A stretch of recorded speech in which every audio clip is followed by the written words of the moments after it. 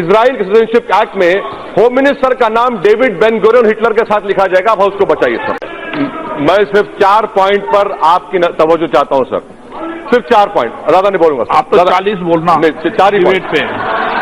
क्या कहा सर आपने? नहीं सुना सर। आप डिबेट पर 40 बोलना, आपको पूरा समय नहीं सर, 40 में वक्त नहीं है सर, 4 ही बोलूंगा सर, ये जवाब नहीं दे पाएंगे सर। पहली बात यह है कि सेक्युलरिज्म इस मुल्क का बेसिक स्ट्रक्चर का हिस्सा है, केशवानंद भारती में कहा गया, आर्टिकल 14 में कहा गया।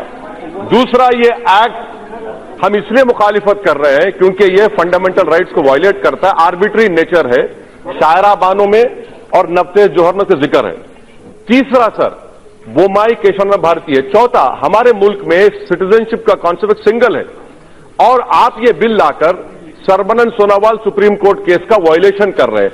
पांचवा सर, चकमा को हमने सुप्रीम कोर्ट का केस है, सुप्रीम कोर्ट का तीसरा पॉइंट, सुप्रीम कोर्ट का केस है कि चकमा केस में चकमा को अरुणाचल प्रदेश में रहने की इजाजत है बगैर आयल परमिट के।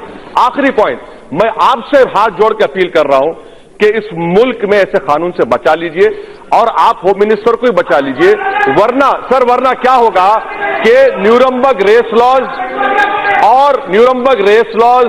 और इजराइल के सिटीजनशिप एक्ट में होम मिनिस्टर का नाम डेविड बेन गुरियन हिटलर के साथ लिखा जाएगा, आप उसको बचाइए सर। निकाल देगा।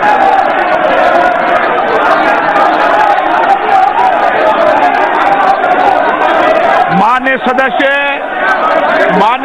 मैं आपसे आग्रह करूंगा कि संसदीय भाषा का प्रयोग करें, ऐसी भाषा का प्रयोग नहीं करें जो असंसदीय हो, ऐसी कार्रवाई से निकाल दिया जाए। श्री एस.एस. आलूवालिया जी निकाल।